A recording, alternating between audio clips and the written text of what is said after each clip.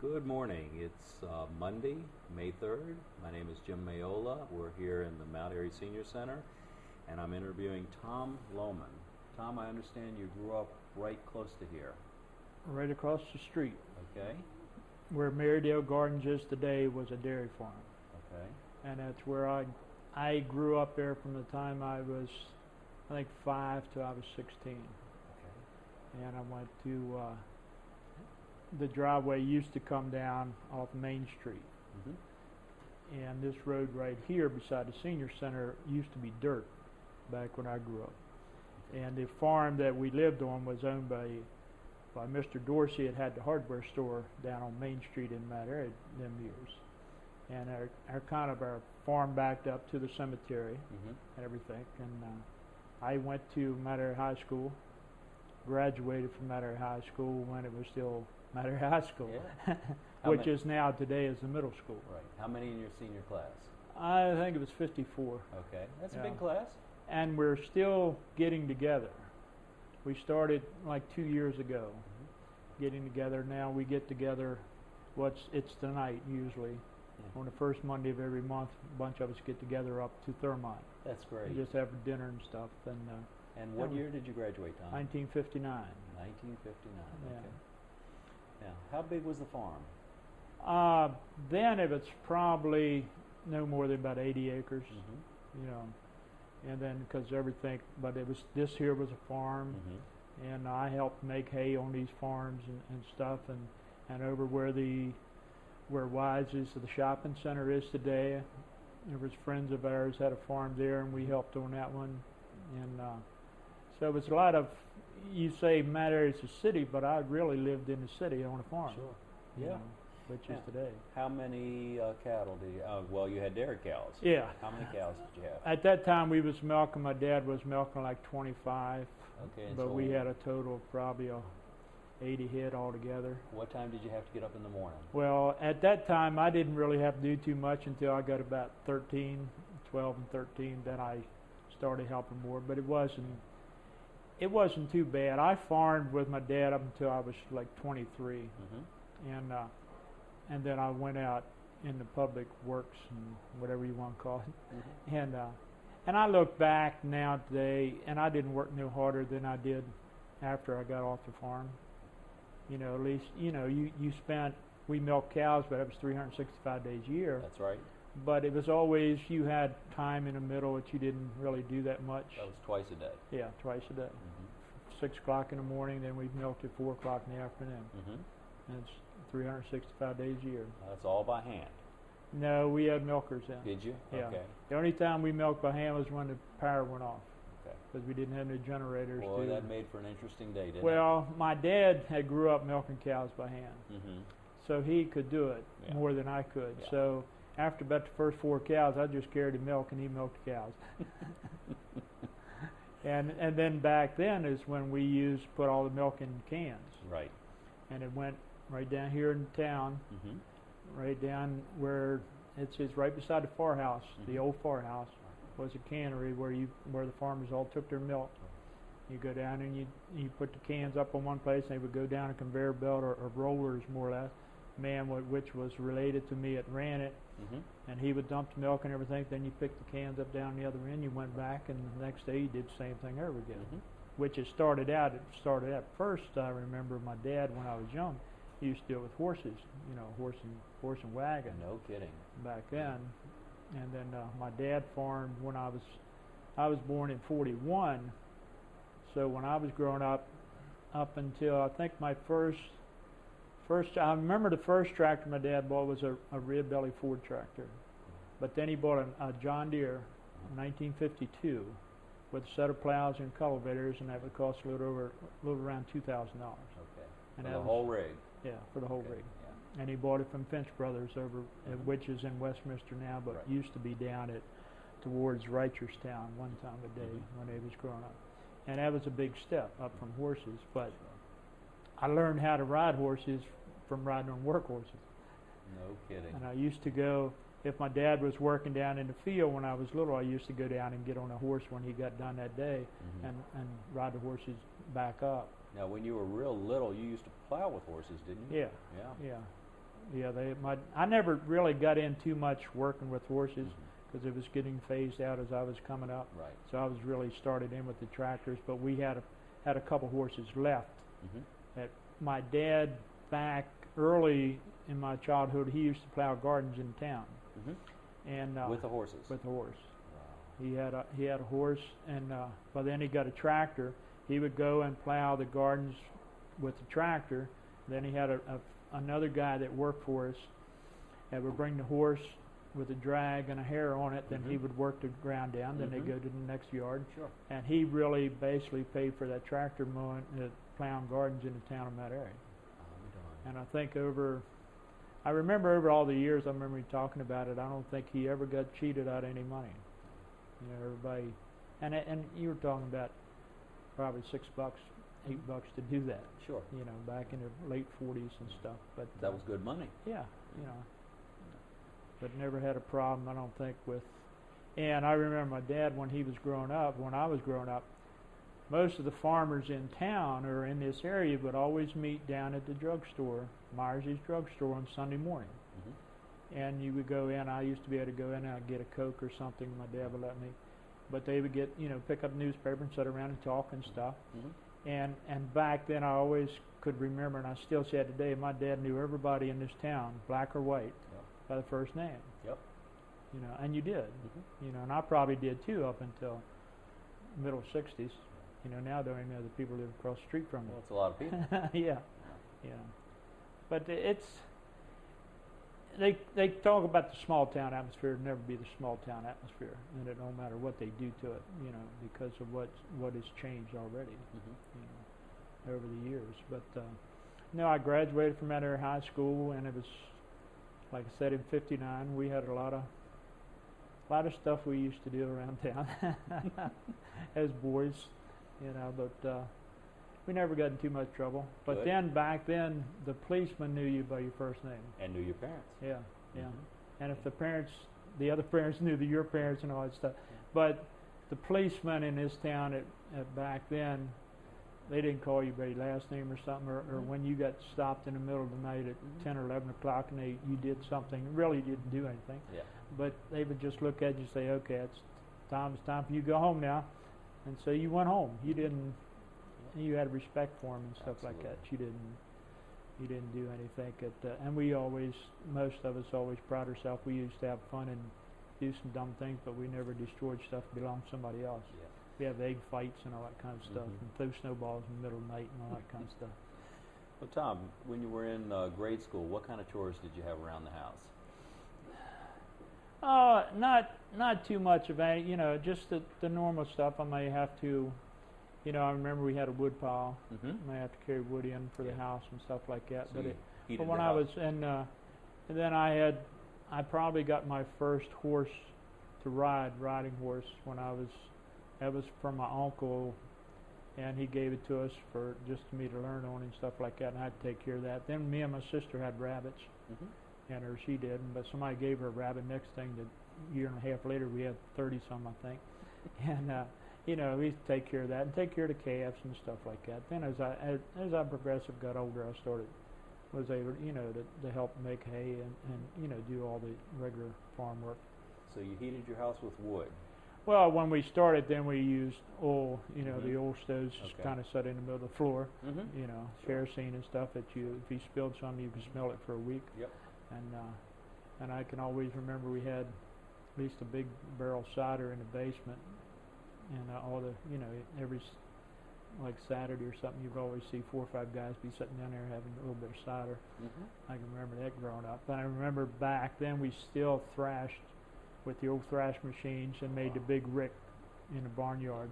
Yeah. And it would get so big you could almost, the way it was set in the middle of your barnyard, from your barn you could run out of the barn and jump over on top of it. Yep. Back, and I remember I was small when they was doing that, but it was, and I remember butchering.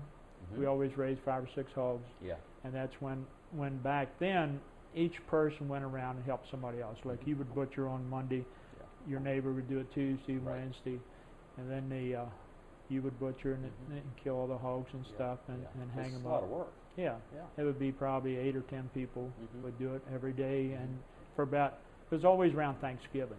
Yeah, when the weather's cold, when it gets cold cold enough, because you didn't yeah. have no freeze boxes or Exactly. stuff like that. So And you used to heat the barrels of water up and Yeah. scald the hogs? scald the Yeah, hogs, yeah.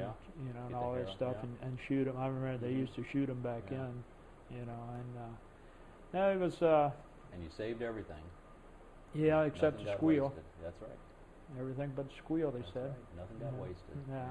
And then you always had a big dinner. The women would fix the food and stuff for the men. Mm-hmm. And back then, I remember that you didn't have you probably have maybe 10 or 12 guys and their wives and stuff. So you didn't have enough room for everybody to eat. So the men always ate first, Mm-hmm. and then the women would eat second. Okay. And how about Yeah. the children? They last. Well, they usually sat over a little table or something. Usually, if it's school, Yeah. school was going on or something. There wasn't too many kids around, and thrashing. I remember, there out in the field picking up the bundles of wheat and stuff and throwing up on the wagons. And I was really too little to do that, but she was always walking alongside. Now, Yeah. after the wheat was brought in, when you did the harvesting, where did you take the grain to be ground? Usually, I went to the Mount Airy Milling Company. Mm-hmm. Right down in town was right beside the railroad tracks. It burnt down. Mm-hmm. Oh my God, I don't know how many years ago that been. It's in one of the big fires that Mount Airy's had over the years. Goodness. Right above where the old Farmers Mechanics Bank Mhm. used to be. It used to be, the mill was right against the railroad tracks, Mm-hmm. and then there was the silos and stuff was there, and that's where, when we was running around as kids, that's where most time those boys, after you took your girlfriends home, that's where you met. Yeah. Bum around for another hour or so, Mm-hmm. and then you went home, and then the bowling alley was right across the street. We had a Mhm. little bowling alley, had 4 lanes in it and 3 pool tables. I'll be darned. Right I was by just talking to a lady that Yeah. her and her husband ran that. Frog Smith, Yeah. yeah, just passed away not long ago. Now, you mentioned that I wanted to ask you, what was your first automobile? My first automobile was a '53 Ford, Mm-hmm. And how old were you? 16. 16 years old. Back then, you could save money through the school.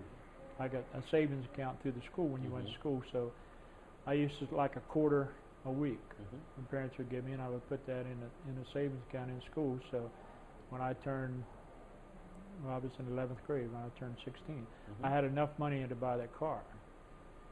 But the principal had to sign a release paper before you could get your money out. No kidding. Yeah. So your parents did Yeah, too. sure. So I remember him he said, you sure you want to do this? I said, yes, sir. And he said, this will probably be one of the most expensive things you ever do in your life is buying cars, in which you come down beside your house. Yeah, It is. Sure. It might be more than that, Yeah. after your house. Did you buy your car new? No, Okay. it was used. It was used, okay. And that was 53. Then I traded that in, got a 54. Mm-hmm. And then I had an automobile accident and tore that one up.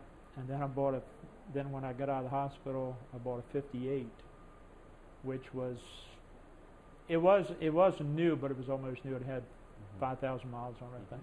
And I bought it for $2,500. Do you remember how much you paid for your first car? It was probably around $400. Mm-hmm. Then the irony was that the old car burned oil real bad, Mm-hmm. and so I used to use tractor oil. Sure. And we took out the tractors. That's what I just run in the car Sure. because they'd run through the car at a night. Mm-hmm. It looked like sometimes you throw it up in second gear. It looked like a train going down the road. It burned oil so bad. And I traded it in and got this 54. Then a friend of mine that I went to school with, his father went and bought it off the lot to give it to him, and he forgot it was mine. And then that didn't last very long either. But now probably the best car that I had back in them days was a 58 Ford.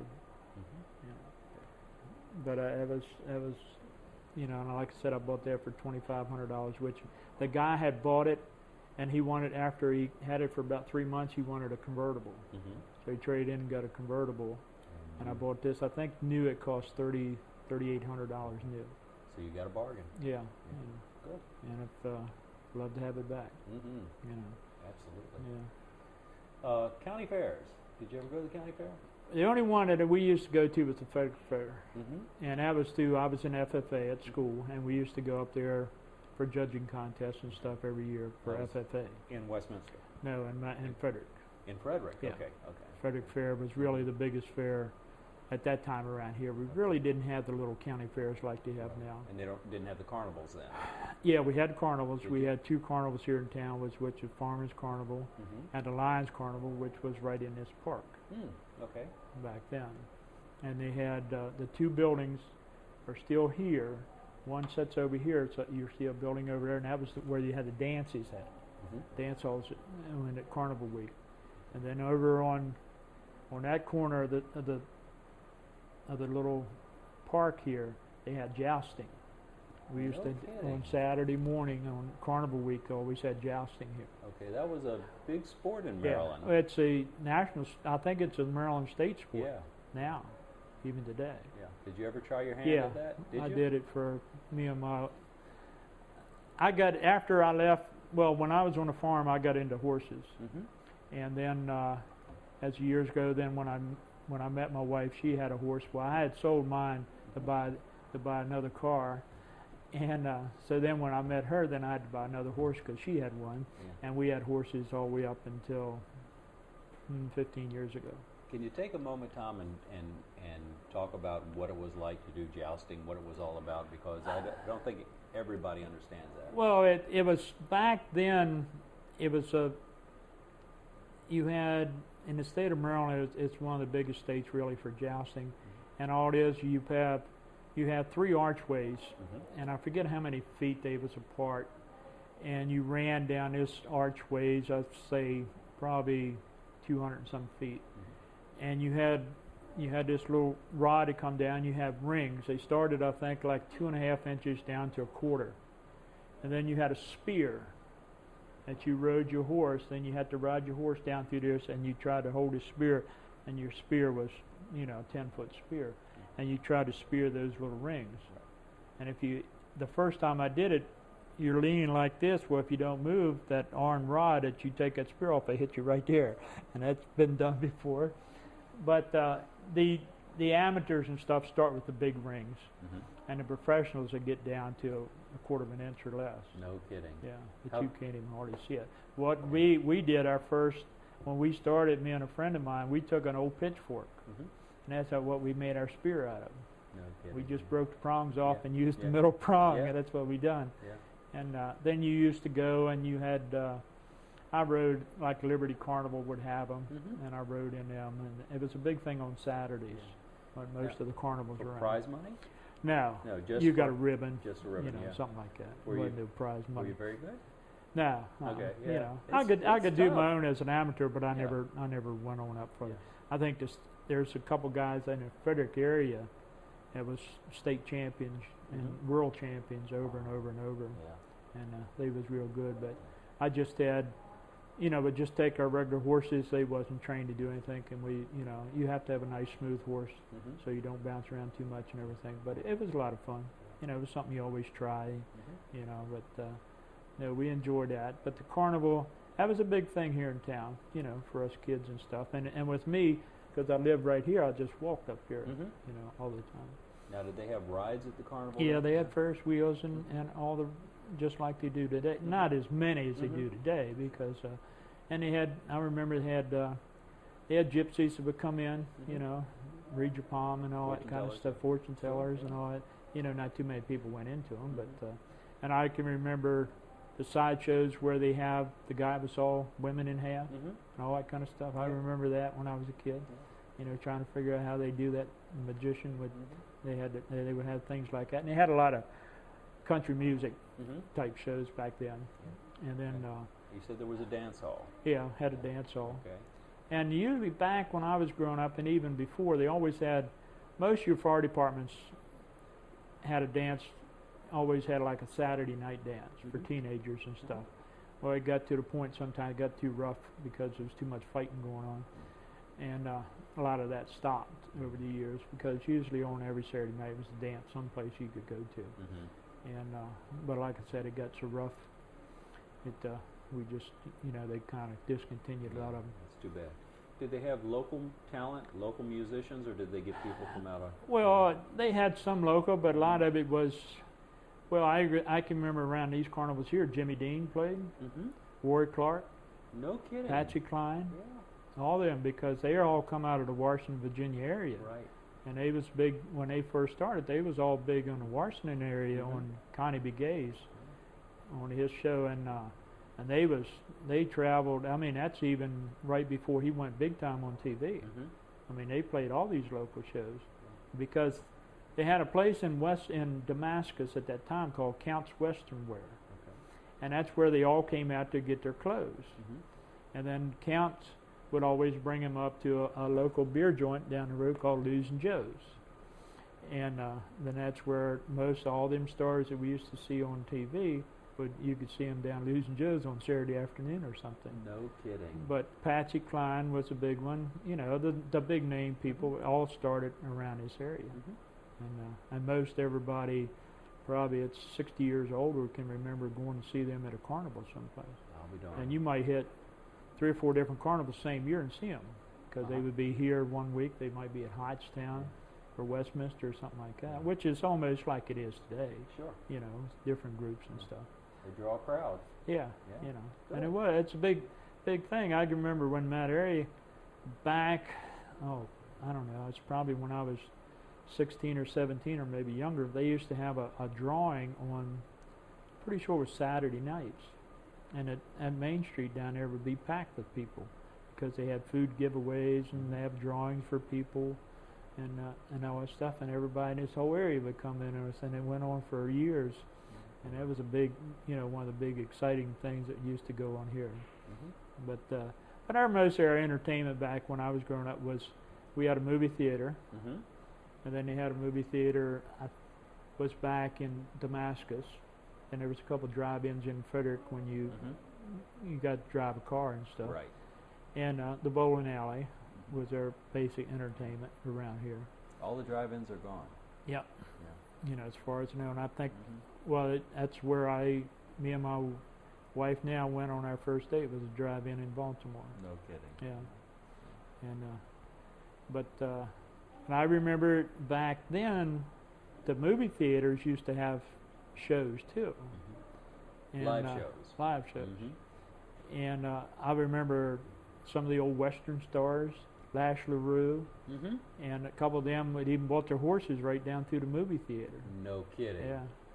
Back in, and then there was out where Dennison's Kitchen place is on Main Street, which is out of business now, was a Chevrolet garage years ago.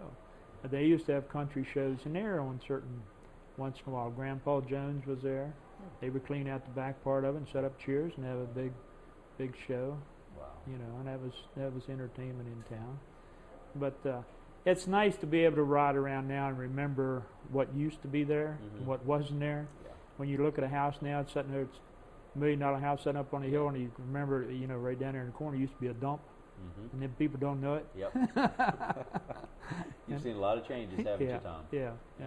Now, what about when you were growing up? You had electricity. Yeah. Did you have a phone? Yeah. We didn't have a bathroom. That was an outside until I was probably 6 or 7. Okay. Then they put a bathroom in the house. You didn't have running water in the house then? Yeah, we had running water, but we didn't have a bathroom. Did you have just cold water or cold and hot? Just cold to start with, but then it went on, you know, cold and hot, you know, stuff like that. And it was really, and then part of the house wasn't heated. And so in the wintertime, it was, you know, that way.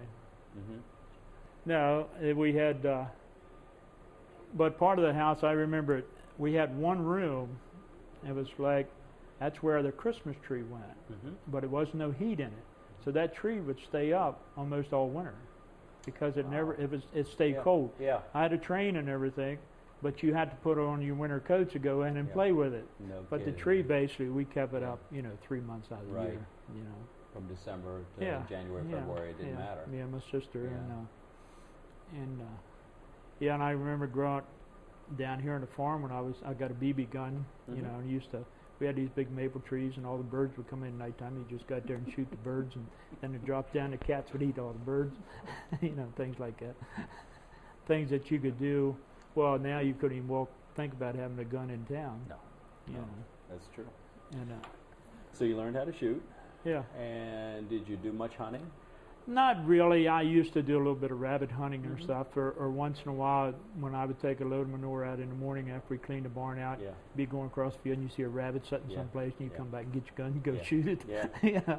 But it wasn't that much. You know, I never deer hunted. Mm-hmm. I could never get into the thing of sitting in a snow jerk waiting for a deer to walk by. I couldn't No. figure out if it was any sport.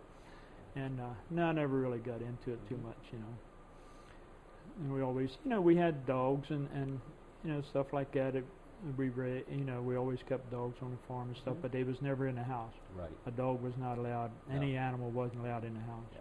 And even when I grew up, when I got married and stuff, my kids wasn't allowed. Yeah.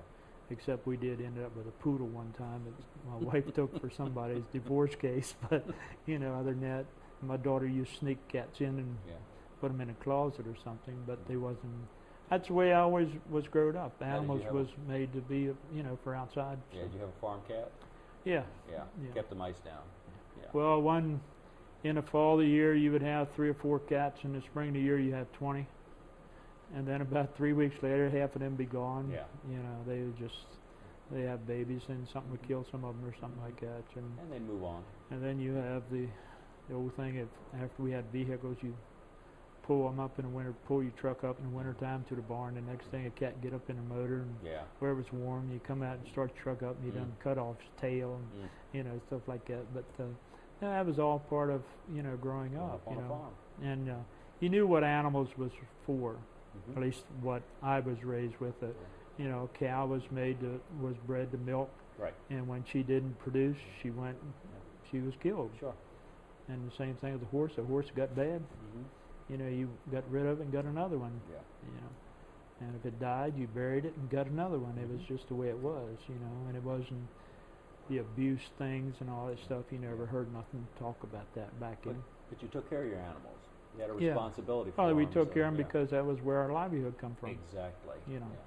Yeah. And they was treated, you know, what Mhm. way we grew up, they was animals, Mhm. you know. And I still feel the same way about it, you know.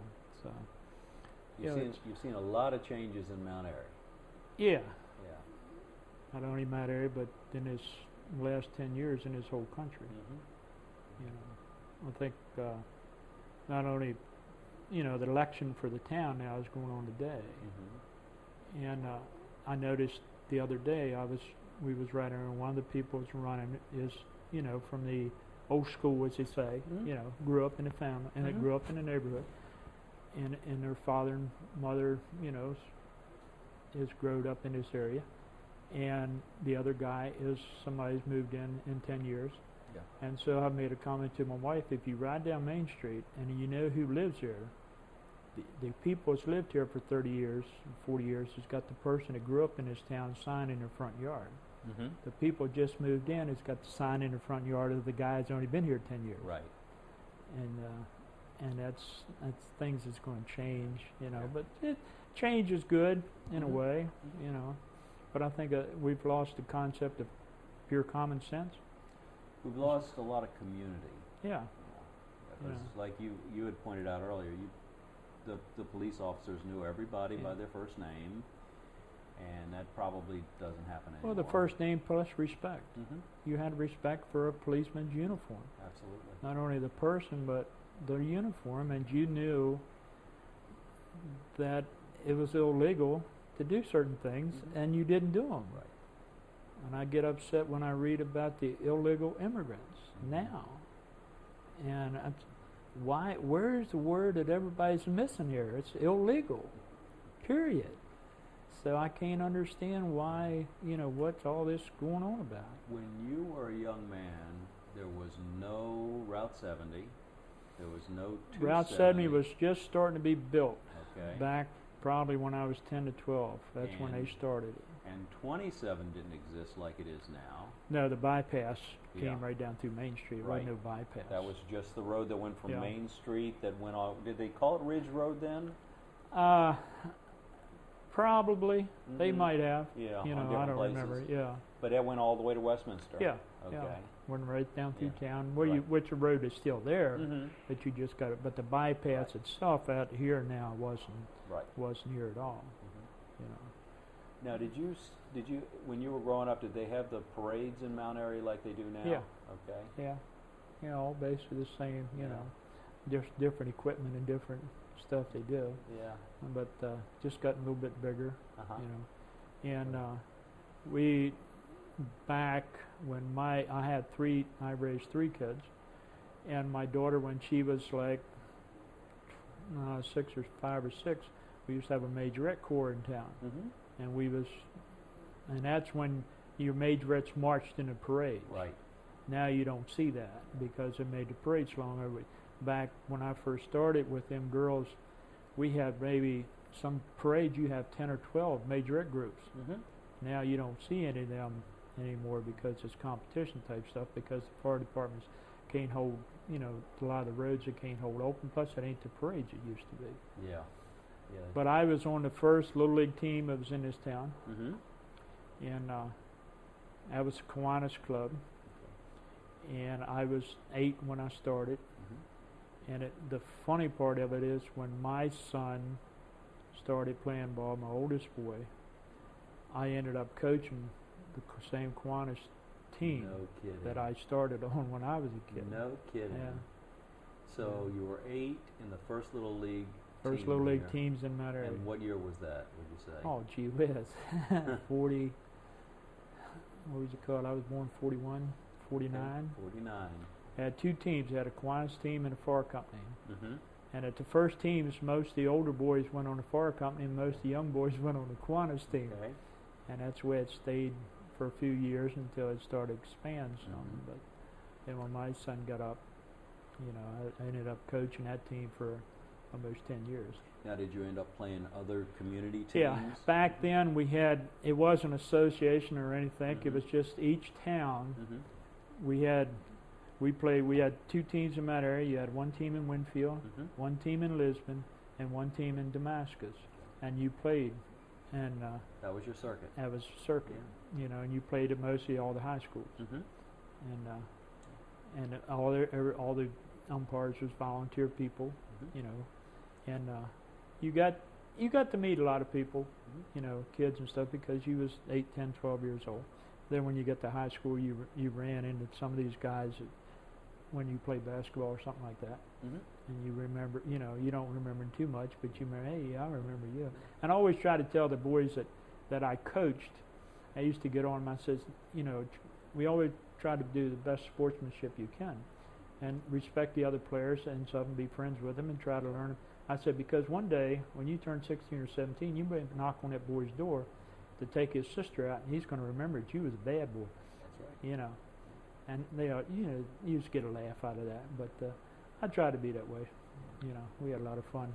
A lot of the other parents sometimes used to always ask me and my wife what we, you know, about going on vacation. I says, I'm on vacation all summer long. We're playing baseball. It's wonderful, isn't it? Yeah, Yeah. greatest thing. What did you do after you got out of high school, Tom? Well, like I said, I went in farming with my dad Yeah. in partnership. So I got married when I was 19, and me and him farmed together for like 5 years. Mm-hmm. And then his health was getting older, and like I said, we never owned farms. We just rented farms. Mm-hmm. And we was farming back that time probably close to 500 acres. and was milking 60 cows. And so then we just decided to quit. Mm-hmm. And I told my wife at that time, which was 65, I said, now if I can go out and get a job making $100 a week, we can live like heaven. Yeah. Which I did the first year, and it's been going downhill ever since. But I got into construction, Mm-hmm. drove a truck for a while, Yeah. run dozers for a while, and then after about 15 years of doing that, ended up working, got a job with Montgomery Community College Mm-hmm. on the grounds crew. Okay. And then after 3 years, I ended up being supervisor of maintenance on inside and outside maintenance, and I ended up retiring there after 26 years. Mm-hmm. And that was probably the best move that I ever made in my life. Retiring. Yeah. Well, I'm now going to Montgomery College because of the benefit package Right. and stuff, Right. in which I was able to retire and be able Mhm. to. And now I retired almost 6 years ago, Mm-hmm. and I work part-time at a golf course, mowing grass a couple days a week, just to have, just Keeps- keep busy. Keeps you busy. Yeah. Sure. And I come in here to the senior center and shoot pool. Yeah. And Senior Center's wonderful, isn't it? yeah, it is. It was one of the best things that's happened to this town. Yeah. When this place was built and this little Mhm. concept was all built here, it was really a good thing for this area. Yeah. Lots to do for Yeah, the seniors. you There's know. lots going on every day. I got friends that's my age. That, oh, I ain't going out there. Them only old people out there. Mhm. But my wife got me coming out here to shoot pool, and I had played pool when I was younger, Yeah. but never played for 40 years, and I really enjoy it. Mhm. And to go meet the other people, and we play in a league that goes to all the different senior centers in Mhm. Carroll County, Yeah. and we have a ball. Great. You know, some That's people take it a fantastic. little serious than others, but most of us have a good time at it. And it's now I've been doing it for almost 5 years, and you're seeing some people that you read it, you look in the paper, he just died. Mhm. Hey, I remember playing pool with him, Yeah. you know, Yeah. and it's getting, but it's really been a joyful time, and it still is, you know, every day. You know, and you've met most of the guys I've played with here. Mhm.